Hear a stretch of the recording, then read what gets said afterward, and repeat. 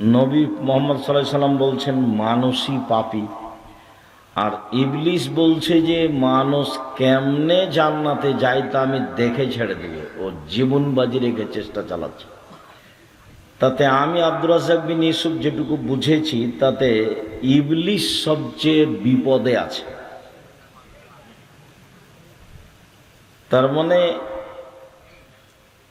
তার সর্বোচ্চ চেষ্টা মানুষকে ক্ষতিগ্রস্ত করা, সর্বোচ্চ চেষ্টা।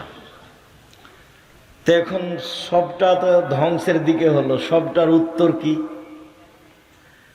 আল্লাহ বলছেন যে ইল্লাল্লাযীনা আমানু ওয়া আমিলুস সালিহাত, তবে যারা ঈমান আনলো, পড়াশোনা করলো, আমিলুস সালিহাত আর সৎ আমল করলো। সৎ আমল বলতে যেগুলো আমল আল্লাহর দরবারে গ্রহণ হবে, মানে আমল রাসূল সাল্লাল্লাহু আলাইহি সাল্লামের পদ্ধতিতে না হলে গ্রহণ হবে না। রাসূল সাল্লাল্লাহু আলাইহি সাল্লামের পদ্ধতিতে আমল না হলে গ্রহণ হবে না। তো আল্লাহ বলছেন যে তবে যে ঈমান আনলো, সৎ আমল করলো, পরস্পরকে কল্যাণের উপদেশ দিল এবং ধৈর্যের উপদেশ দিল, চারটা। ওয়াতাওয়াসাউ বিল হক্কে, হক কল্যাণের উপদেশ দিল। ওয়াতাওয়াসাউ বিস সবর, ধৈর্যের উপদেশ দিল। ধৈর্যের দাম আছে, এইটুকু আল্লাহ বললেন। প্রথমে বললেন মানুষ মাত্রই ক্ষতিগ্রস্ত, তবে ওরা নয়, যারা ঈমান আনলো, সৎ আমল করলো, পরস্পরে হকের উপদেশ দিল আর ধৈর্যের উপদেশ দিল, এই পর্যন্ত আল্লাহ বললেন। এবার মুহাম্মদ সাল্লাল্লাহু আলাইহি সাল্লাম বলছেন যে আদম সন্তানই পাপী। উত্তর কি? খায়রুল খাত্তাইনাত তাওয়াবুন, তবে সবচেয়ে উত্তম পাপী যে পাপ করার পরে বলে আস্তাগফিরুল্লাহ ওয়া আতুবু ইলাইহি, আমার ভুল হয়েছে ক্ষমা করো। আদম সন্তানই পাপী। উত্তম পাপীকে যে বলে আমার ভুল হয়েছে ক্ষমা করো। তো ইবলিস তো বলছে যে আমি আদম সন্তানকে জাহান্নামে নিয়ে যাবই, এটা আবারও আল্লাহর সামনাসামনি বলছে।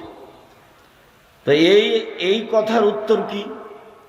তখন আল্লাহ বলছেন যে ইবলিস শোন, ওয়া ইজ্জতি ওয়া জালালি ওয়া ইরতিফায়ে মাকানি, আমার সম্মানের কসম, আমার মর্যাদার কসম, আমার ইজ্জতের কসম, আমার উচ্চতার কসম, যে আমার কাছে ক্ষমা চাইবে আমি তাকে ক্ষমা করে দেব। ইবলিস বলল যে আমি তাকে পাপী করবই। তখন আল্লাহ বলছেন যে আমার সম্মান মর্যাদার কসম, আমার কাছে কেউ যদি ক্ষমা চায়, যতবার ক্ষমা চাইবে ততবার ক্ষমা করে দেব।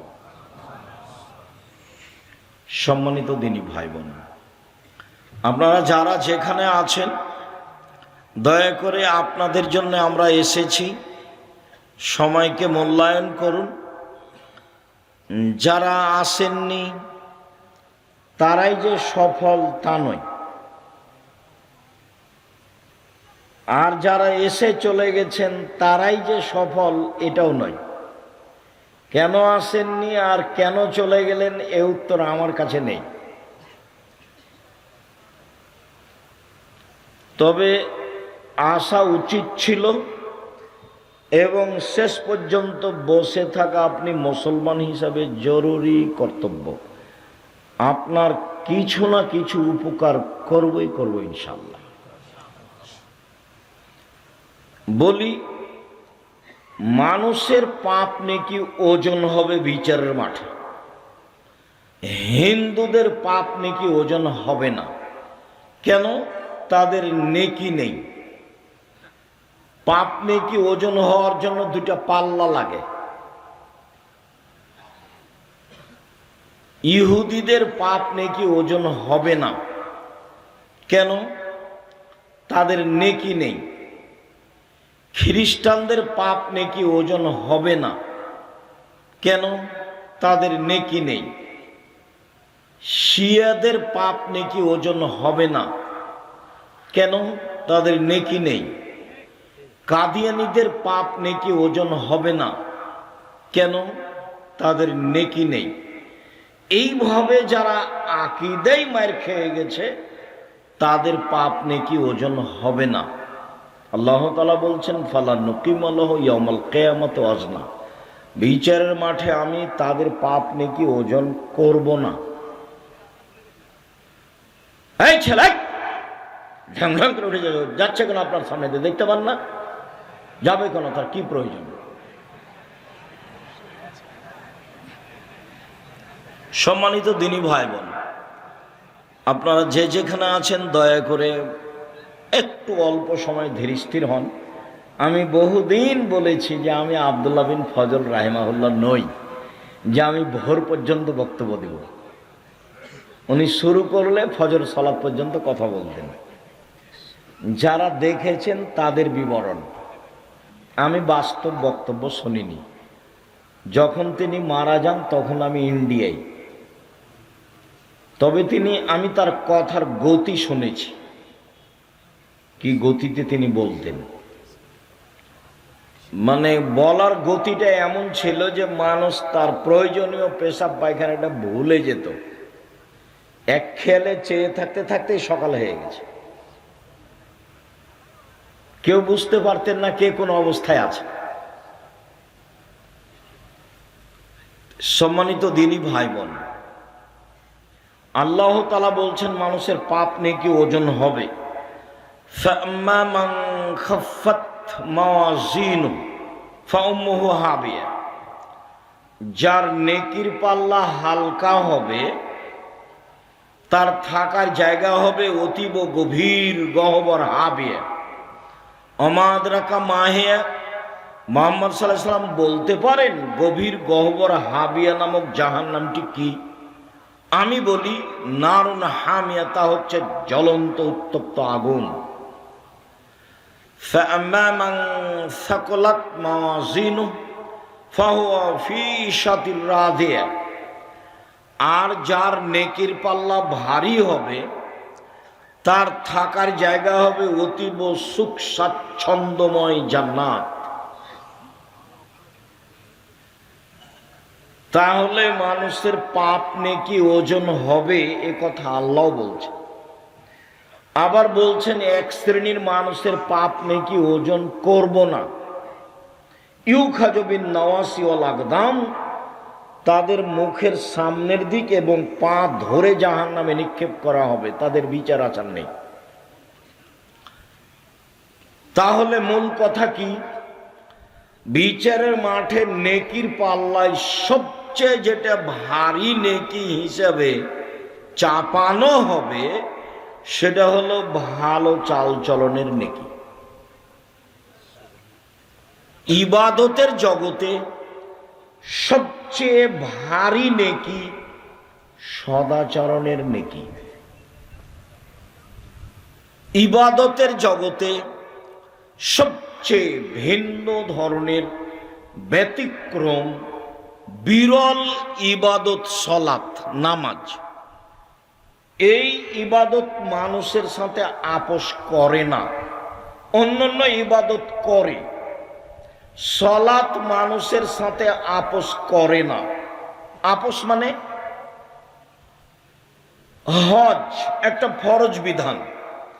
আপনি বলছেন যে আমি এবছর যাব না, সামনেবার যাব, ঠিক আছে যান, অথচ ফরজ বিধান, এই যে আপোষ। যাকাত ফরজ বিধান, আপনি বলছেন যে আমি 2 মাস আগেই দিব, দেন। আপনি বলছেন যে 20 দিন পরে দিব, দেন, যাকাত দিলেই হল, এই যে আপোষ। রমজান মাসের ফরজ সিয়াম, আপনি অসুস্থ, তা আপনি বলছেন আমি আজকে সিয়াম থাকতে পারছি না, থাকিয়েন না, ছেড়ে দেন, পরে করবেন, এই যে আপোষ। অথচ সব ফরজ বিধান। সালাত নামাজও একটি ফরজ বিধান, কিন্তু আপনার সাথে কোনো প্রকার আপোষ করে না। অজু করে সালাত আদায় করতে হয়, পানি নেই তেমন করে করে, মাটি নেই এমনিতে করে। কেবলার দিকে মুখ করে সালাত আদায় করতে হয়, কেবলা বুঝা যায় না, কেবলা ছাড়াই পড়েন। দাঁড়িয়ে সালাত আদায় করতে হয়, দাঁড়িয়ে থাকা যায় না তো বসে থেকেই পড়েন। বসে থেকে যায় না তো শুয়ে থেকেই পড়েন। পরিষ্কার কাপড় পরে সালাত আদায়, পরিষ্কার নেই অপরিষ্কার যাতে পেশাব পায়খানা লেগে আছে সেটা পরেই পড়েন। কোনো কাপড়ই নেই, উলঙ্গ হয়েই পড়েন। এক ব্যতিক্রম ইবাদত পৃথিবীতে, মানুষের সাথে আপোষ করে না। আপনি পানিতে না মাটিতে না আকাশে না রাস্তাতে, গাড়িতে উঠে আছেন, শিকল ধরে আছেন, ঠেল মানে না, সময় পার হয়ে যাচ্ছে, সালাত আদায় করেন। পৃথিবীতে ব্যতিক্রম ইবাদত একটা সালাত। এর নেকি দাঁড়ি পাল্লায় যত ভারী, সদাচরণের নেকি তার চেয়ে হাজারো গুণ বেশি ভারী। কি দিয়ে বুঝায় আপনাকে আমি সদাচরণ কি জিনিস?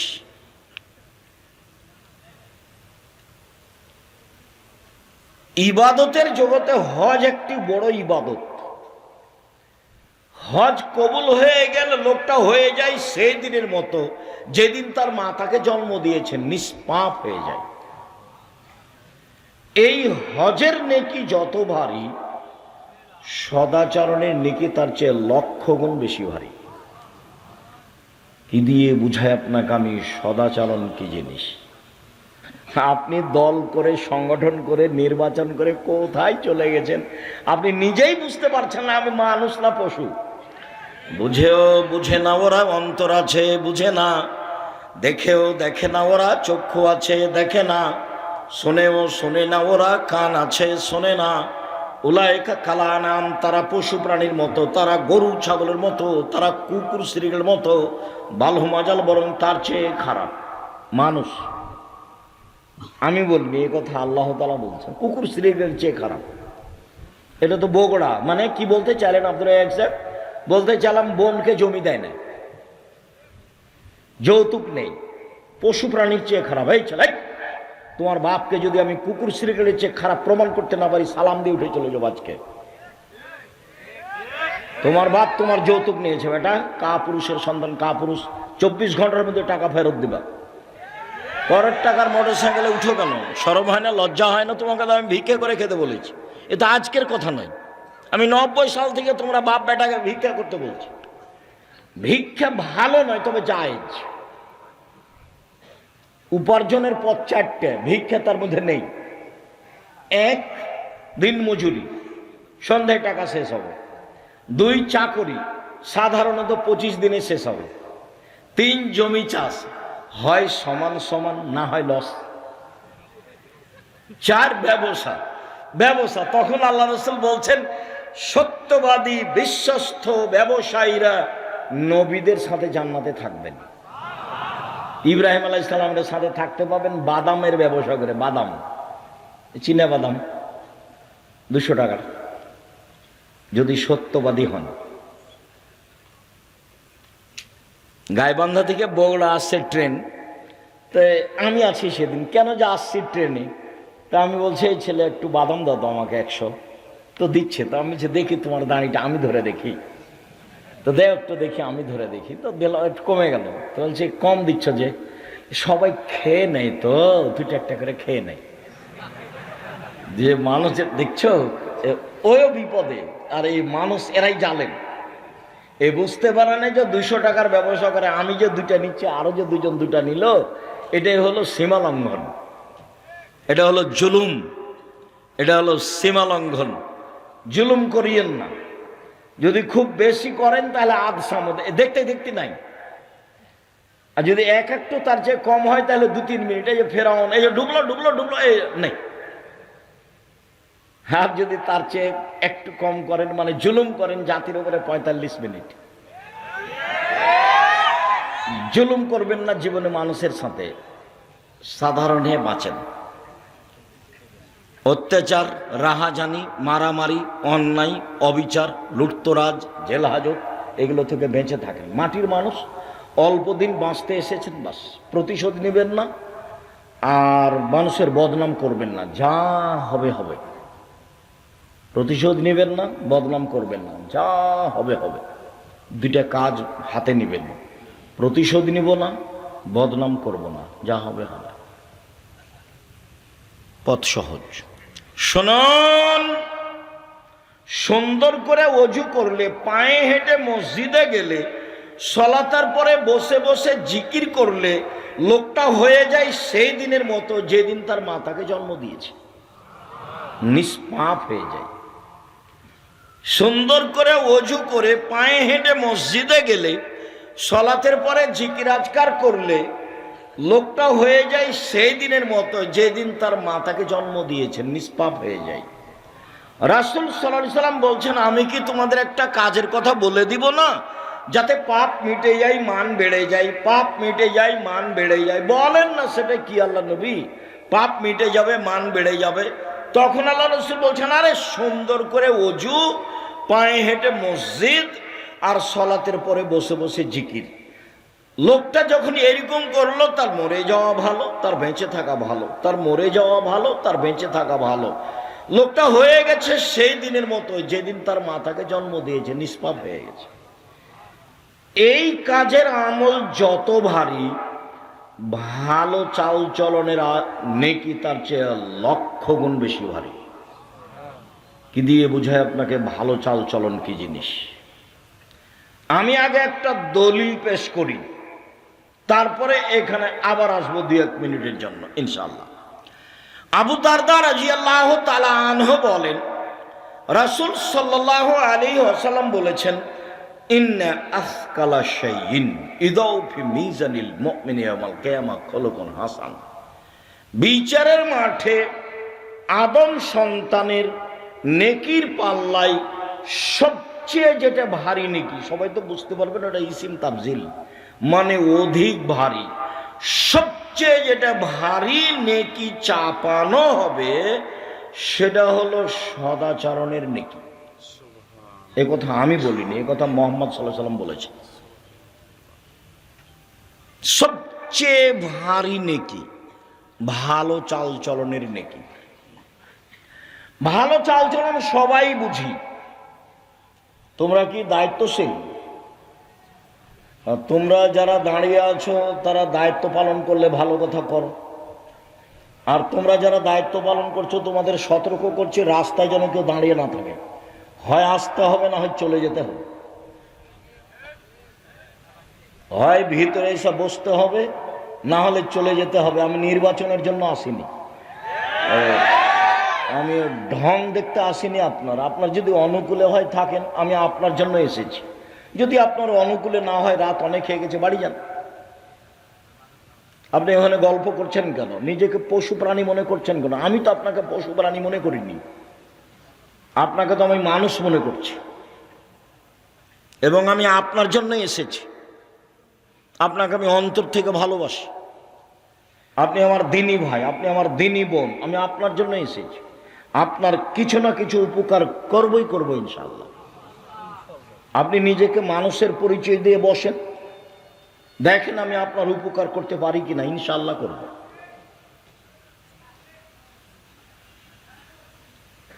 ভালো চাল চলন সবাই বুঝি।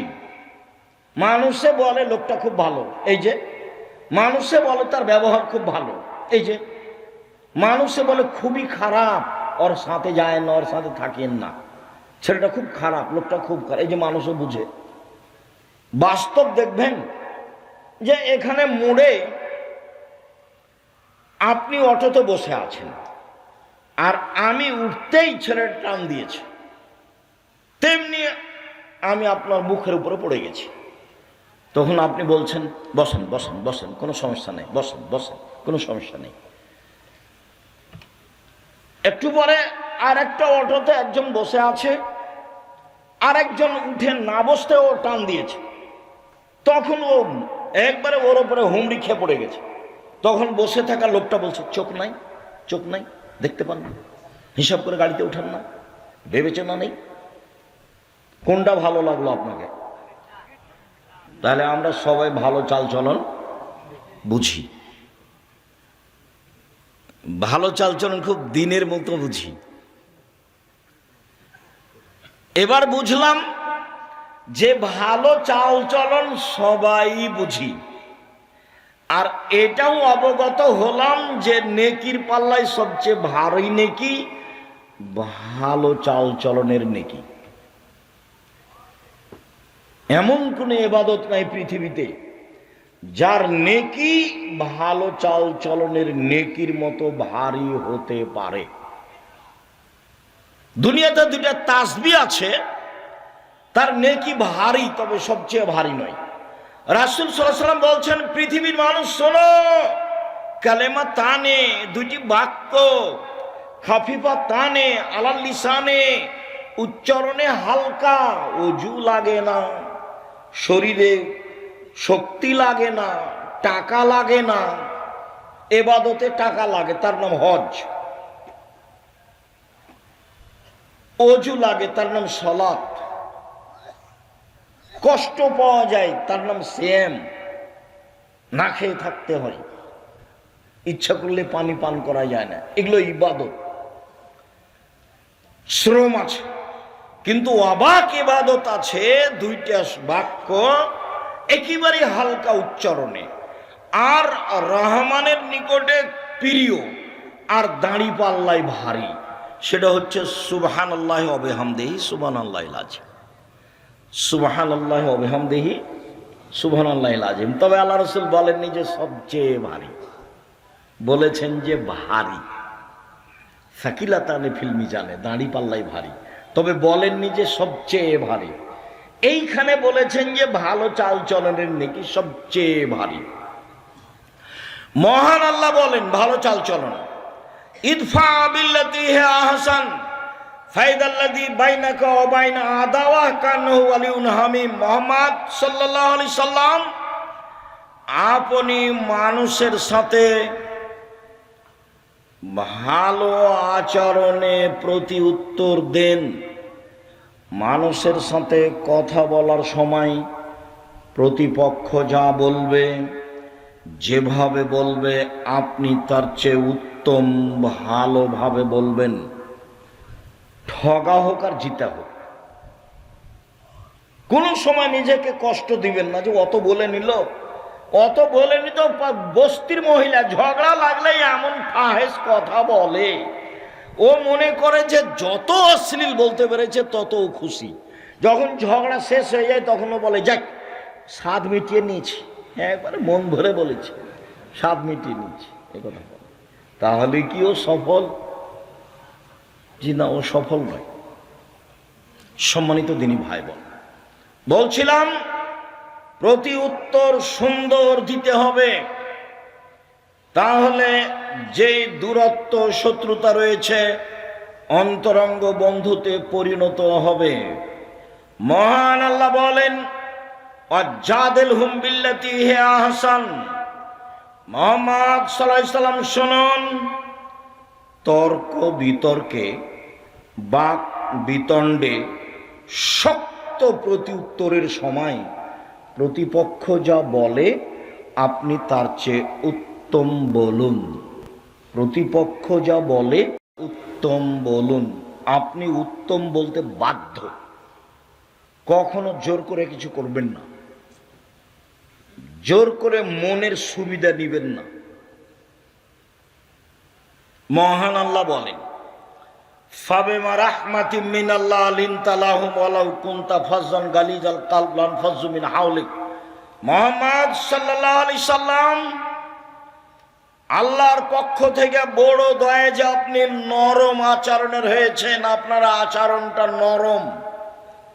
যদি আপনি কর্কশ হতেন, আপনার স্বভাবটা যদি ভালো না হতো, লানফাজ্জু মিন হাওলিক, মানুষ আপনার পাশ থেকে সরে যেত। শুনুন, ফাফু আনহুম, আপনি মানুষকে মাফ করুন। জীবনে প্রতিশোধ নেবেন না, শুধু মাফ। প্রতিশোধ নেই, শুধু মাপ। দেখা যাক কি হয়, কত লস হয়। শুনুন, ওয়াস্তাগফির লাহুম, আপনি মানুষের জন্য ক্ষমা চান। আপনাকে গালি দিয়ে যে পাপ করেছে, আপনি পাল্টা বলুন, আল্লাহ ও আমাকে গালি দিয়ে পাপ করেছে, তুমি তাকে ক্ষমা করে দাও। প্রতিপক্ষর সিম গাছ, আপনার সিম গাছ প্রতিবেশীর ছাগলে কেটে দিয়েছে, একবারে সিম ধরবে এই সময়, তখন প্রতিপক্ষ কিছু গালি দিয়েছে, তো আপনার স্ত্রীও গালি দিয়েছে, তখন আপনি বাড়িতে আসতে আপনার স্ত্রী আপনাকে বলেছে, তখন আপনি বলেন তাকে গিয়ে যে আপনার ছাগলে আমার সিম গাছ খেয়ে নিয়েছে, এই জন্য আমার স্ত্রী আপনাকে কিছু বলেছে, তাই আমি ক্ষমা চাইতে এসেছি। পারবেন? ইনশাল্লাহ। চুপ হয়ে গেলেন যে? আজকে এখান থেকে উঠে বড় ভাইকে ক্ষমা করে দিতে হবে, ওরই কারে গন্ডগোল হয়েছে, কথা হয় না অনেক দিন থেকে। আর আপনার মায়ের সাথেই ছেলে, তোমার মায়ের সাথে তোমার চাচি যেটা বড়, ওর সাথে আর কথা হয় না, গন্ডগোল কিন্তু তোমার চাচির কারণেই হয়েছে। তোমার মাকেই ক্ষমা নিতে হবে, আজকেই নিতে হবে, আজকেই। এবং নির্বাচন করতে গিয়ে যত মানুষের বদনাম করেছো, 24 ঘন্টার মধ্যে ক্ষমা নিতে হবে। আর জীবনে এগুলো কাজ করিও না, এই কাজে আসিও না। উপার্জন একটা বাছাই করো, প্রয়োজনে বাদাম বিক্রি, প্রয়োজনে কলা বিক্রি, এই পথে আসিও না, এই পথ জায়েজ নয়। মহান আল্লাহ বলেন, আল্লাযীনা ইনফিকুনা ফিস-সাররা'i ওয়ায-যাররা'i ওয়াল-কাযিমিনাল গায়য ওয়াল-আফিনা আনিন নাস। পৃথিবীর মানুষ, 3 শ্রেণীর মানুষ জান্নাত পাবেই। এক, সচ্ছল অসচ্ছল অবস্থায় দান করে যে। 2, রাগকে দমন করে যে। 3, মানুষকে মাফ করে যে। এরা জান্নাতে যাবেই। রাগ দিয়ে কাজ নেবেন না। লাইসা সাদীদু বিসুরা, আছাড় দিয়ে ফেলে দিতে পারলে ক্ষমতাশীল হয় না। আল্লাযী ইয়ামলিকু নাফসাহু ইনদাল গাযাবে, শক্তিশালী সেই, রাগের সময় যে নিজেকে ধরে রাখতে পারে সে হলো শক্তিশালী। খবরদার ঝগড়ায় প্রতিবেশীকে গালি দিবেন না, প্রতিবেশীকে মারতে যাবেন না, ভাই ভাই ঝগড়া করবেন না। আমাদের গ্রামে একদিন দেখেছি 2 ভাই ঝগড়া করছে, দিয়ে সব জিনিসপাতি ভাগ করতে লাগলো, দিয়ে ঢেঁকিটা কেটে ভাগ করে নিল। এটা আমার চোখের সামনে, আমরা দৌড়িয়ে গেছি, খুব ঝগড়া। তারপরে বলছে একজন আর একজনকে, থাম, আমার এই ভিটে বাড়ি তোর কাছে বিক্রি করব না, এমন এক মানুষের কাছে বিক্রি করে যাব যে তোকে গুতাতে পারে। এক ভাই আর এক ভাইকে বলছে। আর আজকে আপনাকে বলছি, ভাই ভাইয়ের সাথে যে গন্ডগোল আছে আজকেই মিটাতে হবে, আগামীকাল সন্ধ্যা পার না হয় যেন, মিটাতেই হবে। এবং আপনাকে তার হাত ধরে এই সম্পর্ক গড়তে হবে। যতদিন পর্যন্ত সম্পর্ক না ঠিক হয়েছে ততদিন পর্যন্ত ইবাদত কবুল হয় না। মাওলানা সাহেবেরা খুব বিপদে আছে। মাওলানা সাহেবরা কি আছে? খুব বিপদে আছে।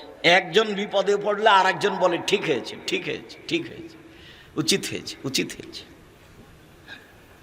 তোমাদেরও তাই অনেক আছে।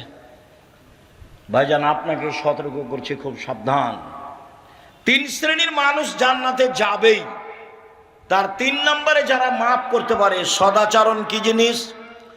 নওয়াস ইবনে সামান রাদিয়াল্লাহু তাআলা আনহু বলেন, আমি আল্লাহর নবীকে জিজ্ঞাসা করলাম, আল্লাহর নবী, মাল বিররু ওয়াল ইসম, একটু বলেন তো আল্লাহর নবী, পাপ কি জিনিস, নেকি কি জিনিস? আল্লাহ রাসূল একটু বলেন তো, পাপ কি জিনিস, নেকি কি জিনিস? তখন আল্লাহ রাসূল বলছেন, আল বিররু হুসনুল খুলুক, নেকি হলো ভালো চাল চলন।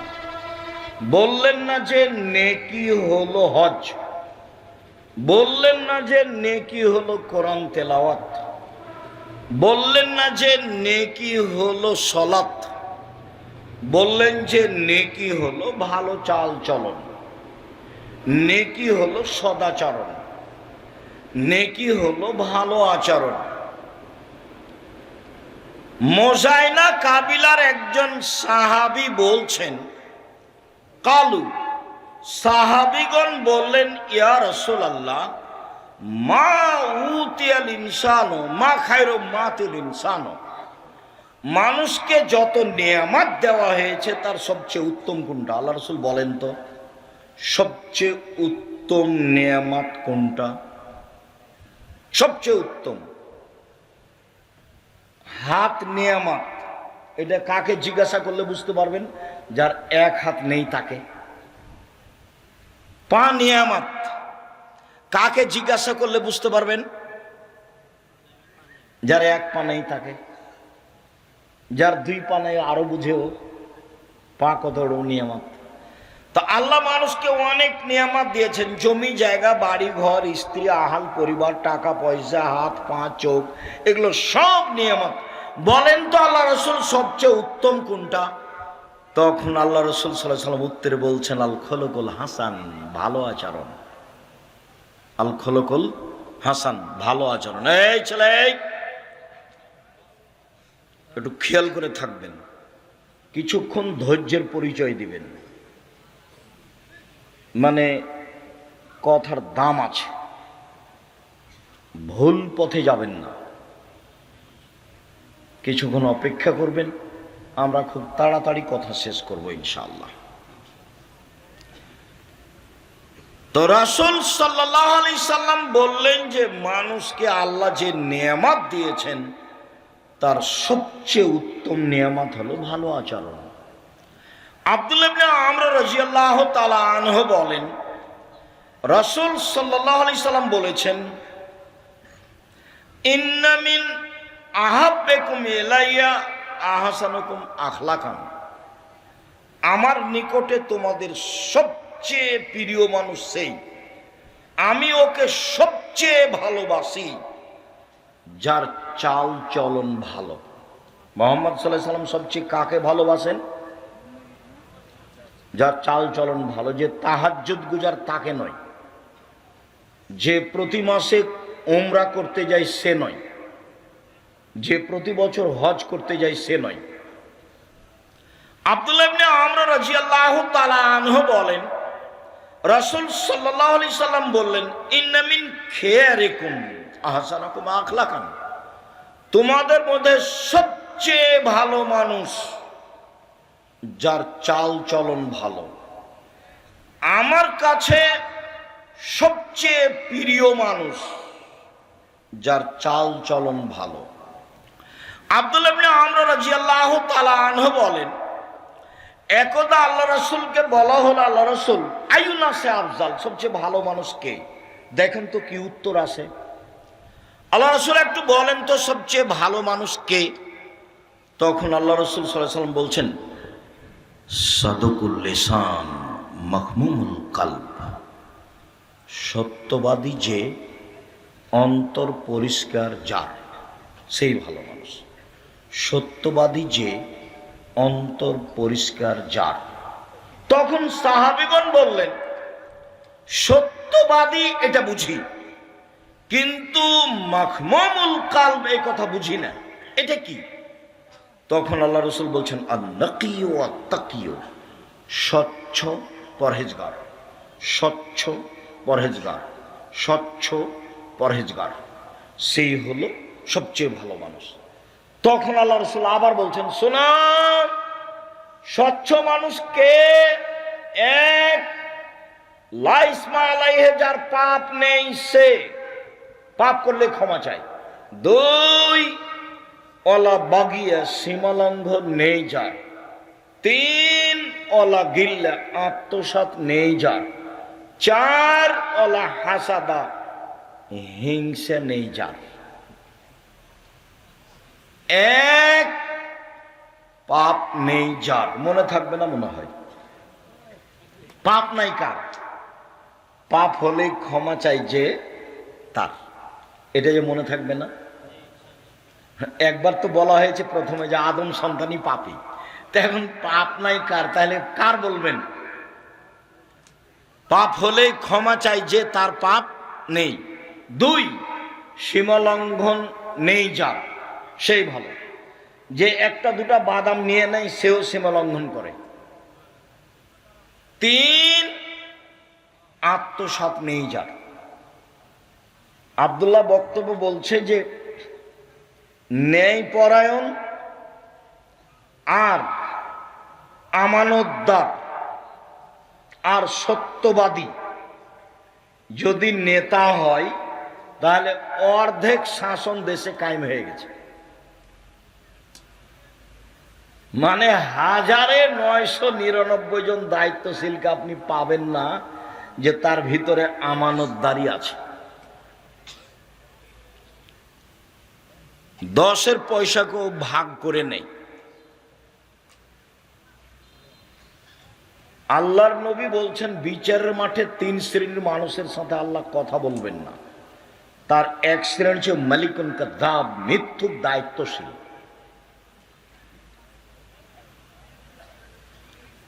হিংসা নেই যার, সেই হচ্ছে স্বচ্ছ।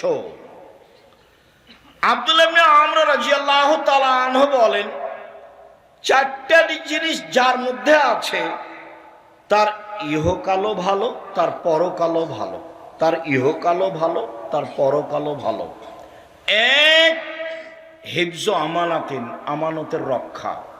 2, সিদক হাদিসিন, সত্য কথা। 3, হুসন খালিকাতিন, ভালো চাল চলন। 3, হুসন খালিকাতিন, ভালো চাল চলন।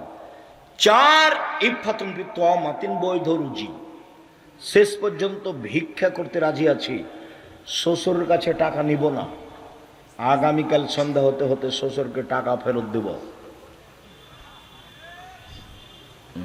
আমাকে আব্দুল্লাহর শ্বশুর একবার বলে না কেন যে একটা ঘড়ি দিই, একটা কিছু দিই? কই একবারও বলে না। আব্দুর রহমানের শ্বশুরও বলে না, আব্দুর রহমানের শ্বশুরও কেউ বলে না, একটু কিছু বলে না। একটু কাপড় চুপড় দিই, ঈদ বকরা দিই, সেটাও বলে না। সাহসী নেই। আমাকে এ যাবৎ আমি কোনো মসজিদে গেছি খুতবা দিতে, সেই মসজিদের সভাপতি সেক্রেটারি আমাকে কিছু বলবে এরকম সাহসের সভাপতি সেক্রেটারি আমি 90 সাল থেকে এ যাবৎ দেখিনি। আমি কোনো জালসায় গেছি, কেউ আমাকে কিছু বলবে যে এটা আপনি করেন বলেন, আমি 90 সাল থেকে না এখন পর্যন্ত এরকম দেখিনি। এই 2-3 দিন আগে কোথায় কথা বলতে গেছিলাম, তো এমপি এসছে, তো বলছে মধ্যে একটু সময় চাচ্ছে। সেটা একটু তোমার সাহসটাই অন্যায় হয়ে গেছে। একজন এসে বলছে আমি আব্দুর রাজ্জাক বিন ইউসুফ বক্তব্য দিচ্ছি, আর একজন আমার বক্তব্যের মধ্যে কথা বলবে, এই কথাটা বলাই অপরাধ, এই কথা বলাই অপরাধ। আল্লাহ আমাকে এখন এরকম পিছে নিয়ে যায়নি।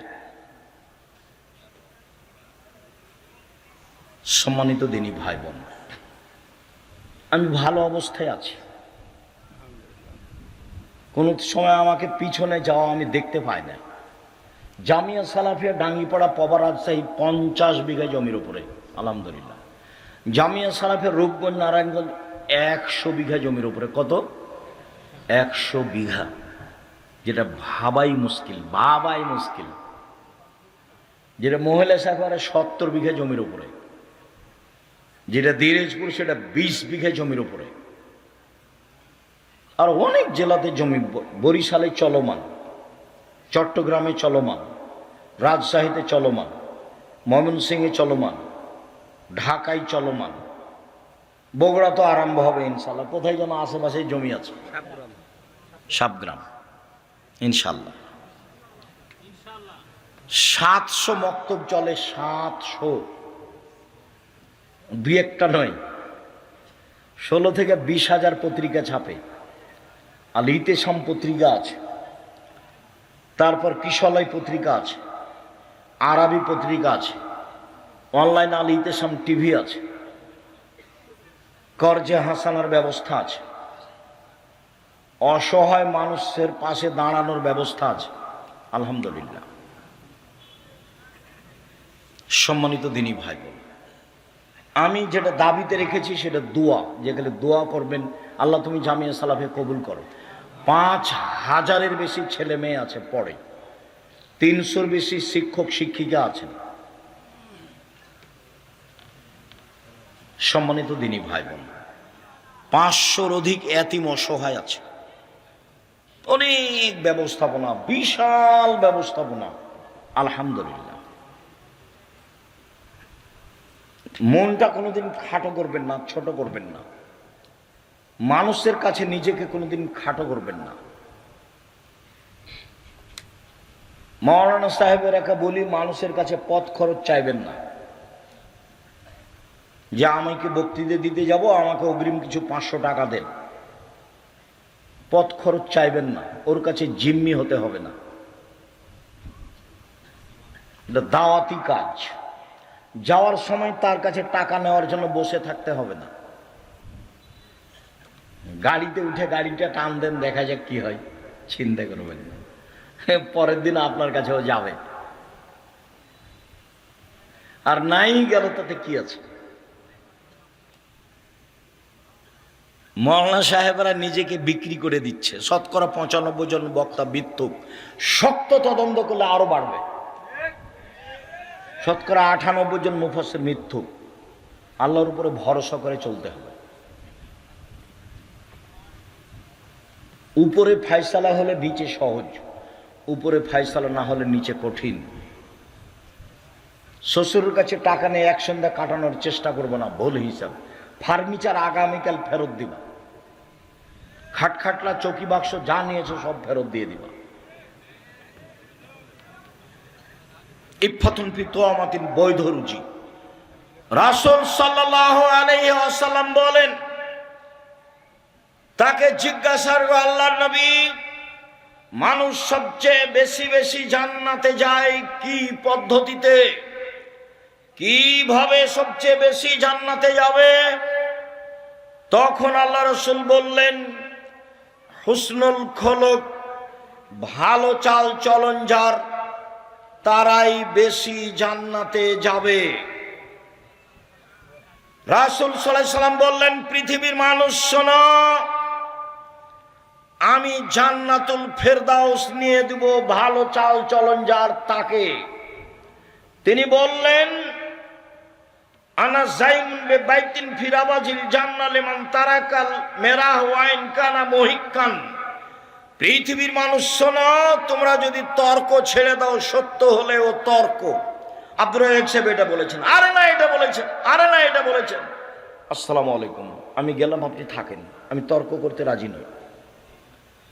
আল্লাহ নবী বলছেন, একে আমি জান্নাতে একটা ঘর নিয়ে দেব।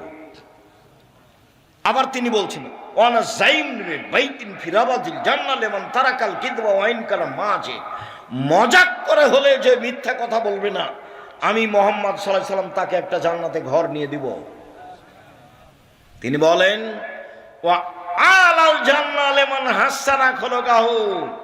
পৃথিবীর মানুষ শোনো, যে চাল চলন ভালো করবে, আমি মুহাম্মদ সাল্লাল্লাহু আলাইহি ওয়াসাল্লাম তাকে জান্নাতুল ফেরদাউস নিয়ে দিব। কিভাবে নিয়ে দেব সেটা আমার ব্যাপার। আল্লাহর নবী মুহাম্মদ সাল্লাল্লাহু আলাইহি ওয়াসাল্লাম তার চাচাকে বলছেন, চাচা লা ইলাহা ইল্লাল্লাহ বলেন না, খালি বিচারের মাঠে কিভাবে জান্নাতে নিয়ে যায় সেটা দেখবো আমি। তর্ক করা লাগে আমি করব, ঝগড়া করা লাগে আমি করব, আপনি খালি বলেন লা ইলাহা ইল্লাল্লাহ, বাকিটুকু দেখে নেব। আবু জাহাল বলছে যে শেষকালে ধর্ম ত্যাগ করে মরিয়েন না, নইলে কিয়ামত পর্যন্ত মানুষে নিন্দা করবে। তখন বলছেন, ভাতিজা তোমার কথা মানতে পারলাম না, শেষকালে ধর্ম ত্যাগ করে যেতে রাজি নই। কয়েকদিন পরে মারা গেল। আলী রাদিয়াল্লাহু আনহু বলছেন, আপনার চাচা মারা গেছেন, কি করবেন? আরে আমার চাচা মারা গেছে, তাতে কি হবে? যাও মাঠে নিয়ে গিয়ে গর্ত খুঁড়ে মাটিতে পুঁতে দাও। তার জানাজা হবে না, তার কাফন দাফন হবে না, তার গোসল হবে না, তাকে মাটিতে নিয়ে গিয়ে পুঁতে দাও, হিন্দুদের মতো শ্মশান ঘাটে ফেলে দাও। হাদিস মুসলিম। লা ইলাহা ইল্লাল্লাহর দাম অনেক দাম। আল্লাহ রাসূল বলছেন লাক্কিনু মাউতাকুম লা ইলাহা ইল্লাল্লাহ। জান যায় যায় মরে মরে, জান যায় যায় মরে মরে, তার পাশে কোরআন মাজিদ পড়িও না, তার পাশে বলো লা ইলাহা ইল্লাল্লাহ। কেন? মান কানা আখিরু কালামি লা ইলাহা ইল্লাল্লাহ ফাদাখাল জান্নাহ। কারো যদি শেষ জীবনে লা ইলাহা ইল্লাল্লাহ হয় তাহলে সে জান্নাতে চলে গেছে। বলেছিলেন চাচা লা ইলাহা ইল্লাল্লাহ বলেন, বাকিটুকু আমি দেখব।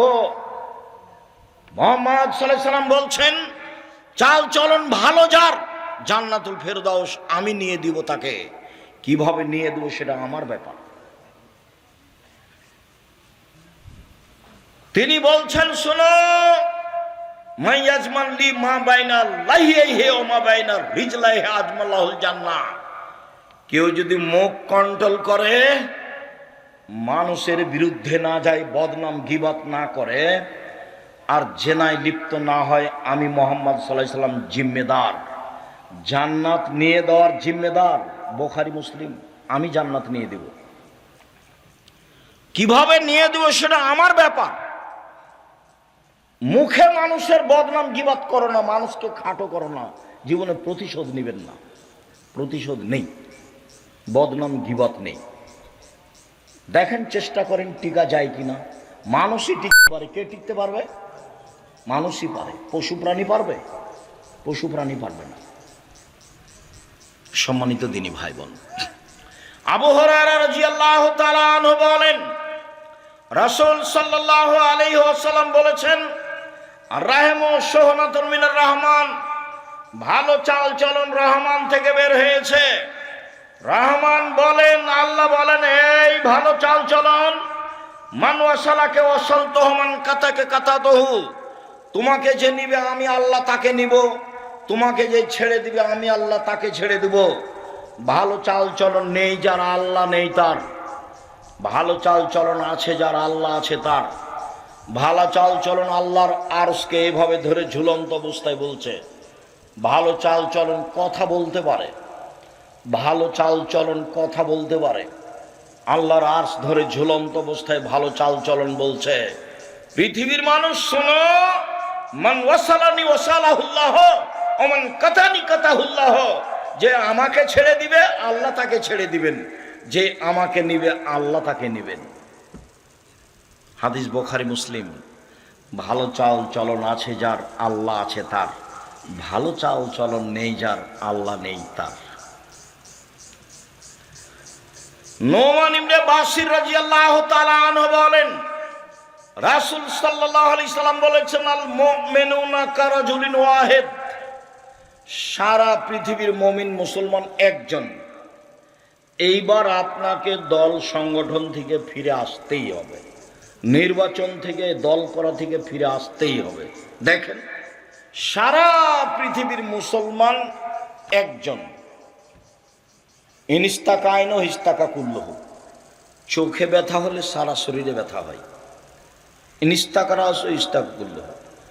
মাথায় ব্যথা হলে সম্পূর্ণ শরীরে ব্যথা হয়। মানে চোখে ব্যথা হলে সম্পূর্ণ শরীরে ব্যথা বুঝে।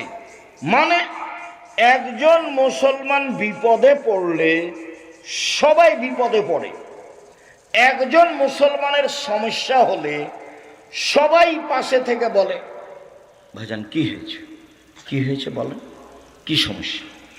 ছেলে অসুস্থ, অ্যাম্বুলেন্স নিয়ে আসবো, ডাক্তার ডেকে নিয়ে আসবো, কি করতে পারি, টাকা লাগবে, একজন আর একজনের খোঁজ দিবে। আর যদি বিপদে পড়ে বলে যে ঠিক হয়েছে, তাহলে মুসলমান মুমিন নয়। মৌলানা সাহেব ফেসবুকে আর একজনের বিরুদ্ধে কথা বলছে, মুসলমান জানে ও মৌলানা সাহেব জানে। আমি তার নাম নিতে এবং মৌলানা সাহেব বলতে লজ্জা পাই।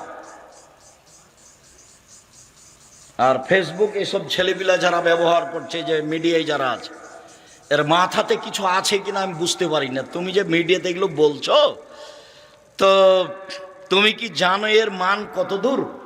ধর্মকর্ম বুঝে নিতে খায় আর হাগে। এই জীবন ধর্মে কর্মের সাথে কোনো সম্পর্ক নাই। আল্লাহ রাসূল বলছেন মান সাতারা মুসলিমান সাতারাহুল্লাহু ফিদ দুনিয়া ওয়াল আখিরাহ। যে একজন মুসলমানের দোষ ঢেকে রাখে, আল্লাহ তার দোষ ইহকালে পরকালে ঢেকে রাখবেন। 1 মিনিট। উপদেশ বইয়ের প্রথম আলোচনা, যাওয়ার সময় তো উপদেশ বই নিয়ে যাবেন। আব্দুল্লাহর বই পড়েন, আমিও পড়ি। কি যেন আল্লাহর পথে যাত্রা, সেইটা পড়েন। তারপরে হাদিস মানতেই হবে। ওই যে বুখারীর ব্যাখ্যা মিন্নাতুল বারী পড়েন। তো উপদেশ বইয়ের প্রথম আলোচনাটা পড়েন। প্রথম আলোচনা একটা হাদিস আছে। হাদিস হচ্ছে আল্লাহ বিচারের মাঠে একটা মানুষকে তার বাহু দিয়ে ঢেকে নেবেন। এদিকে দেখেন, বাহু দিয়ে ঢেকে নিয়ে আল্লাহ তাআলা ওকে পড়তে বলবেন। দেখো তো, তুমি পড়তে বলবে না, তাকে বলবেন যে দেখো তো তোমার আমল নামায় কি, এটা কি তোমার আমল নামা? তখন বলবে জি এটা আমার।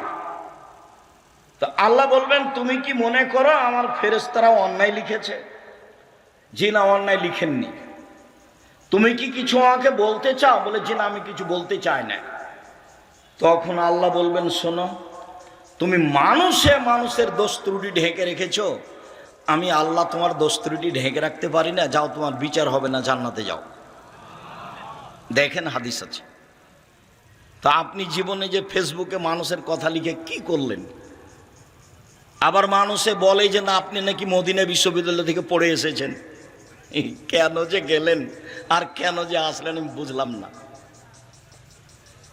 সম্মানিত দিনী ভাই বোন, রাসূল সাল্লাল্লাহু আলাইহি ওয়াসাল্লাম বলেন ইন্না ফিল জান্নাতি লাগুরাব, জান্নাতে কতগুলি ঘর রয়েছে খুব উন্নত মানের পদার্থের, যার বাহির থেকে ভিতর দেখা যায়, ভিতর থেকে বাহির দেখা যায়, খুব টক টক টক টক করছে।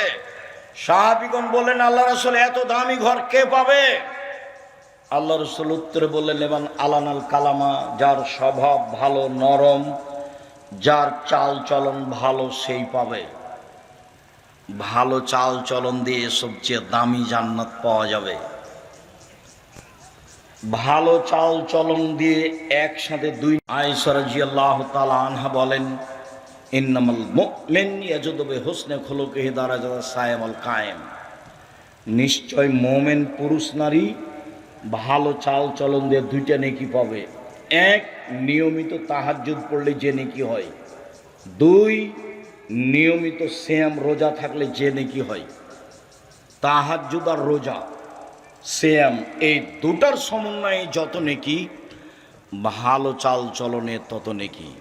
সম্মানিত দিনী ভাই বোন, রাসূল সাল্লাল্লাহু আলাইহি ওয়াসাল্লাম বলেন অসহায় মানুষের সাথে যে সদাচরণ করবে সে একসাথে 3টি আমলের নেকি পাবে। এক, জিহাদ করে যে নেকি হয়। 2, নিয়মিত সিয়াম রোজা থেকে যে নেকি হয়। 3, নিয়মিত তাহাজ্জুদ পড়ে যে নেকি হয়। এর নাম ভালো চাল চলন। ভালো চাল চলন পৃথিবীতে একটি ব্যতিক্রম ইবাদত। ভুলেও কোনোদিন মানুষের বিরুদ্ধে যাবেন না। আবু মুসা আশআরী রাদিয়াল্লাহু তাআলা আনহু বলেন আল মুমিন লিল মুমিন কাল বুনিয়ান, একজন মুসলমান আরেকজন মুসলমান প্রাচীরের মতো, এভাবে দেখালেন। এসুদ্দু বাজুহু বাজান, একটা ইট যেমন আরেকটা ইটকে ধরে আছে। ভালো চাল চলনের বিষয়টি আপনাদেরকে আন্তরিকভাবে ভাবার অনুরোধ জানিয়ে সমাজে নিজে ভালো চালচলন বাস্তবায়ন করার আন্তরিকভাবে অনুরোধ জানিয়ে আজকে যেসব আলোচনা হলো সেগুলি মেনে চলার অনুরোধ জানিয়ে যেসব বই পুস্তকগুলি আছে, জামিয়া সালাফের পক্ষ থেকে গুরুত্বপূর্ণ বই আছে ফাতোয়া সিরিজ, এতে প্রায় 1000 ফতোয়া আছে। আর আব্দুল্লাহর বই আছে আল্লাহর পথে যাত্রা, আর আব্দুর রহিমের বই আছে রাসূল দেখতে যেমন ছিলেন, খুব গুরুত্বপূর্ণ আল মাসিক আল ইন্তেসাম, সবাকে নিতে হবে। আর দেখেন আমি হাতে নাতে চেষ্টা করেছি সলাতের উপরে বই লেখা, নামাজের উপরে, দোয়ার বই, এগুলো আপনাদের জন্য বিশেষভাবে ফাতোয়া সিরিজ আর আল্লাহর পথে যাত্রা, সাথে সাথে উপদেশ এবং সলাতের বই, এগুলো নেওয়ার আন্তরিকভাবে অনুরোধ জানিয়ে আপাতত আজকের মতো কথা এখানে শেষ করছি। আল্লাহ আমাদের যারা মারা গেছে তুমি তাদের কবরের শাস্তি মাফ করো। আমরা যারা অসুস্থ তুমি তাদের আরোগ্য দান করো। আমরা যারা বেঁচে আছি তুমি তাদেরকে তোমার রাসূলের পদ্ধতি অনুযায়ী চলার তৌফিক দান করো।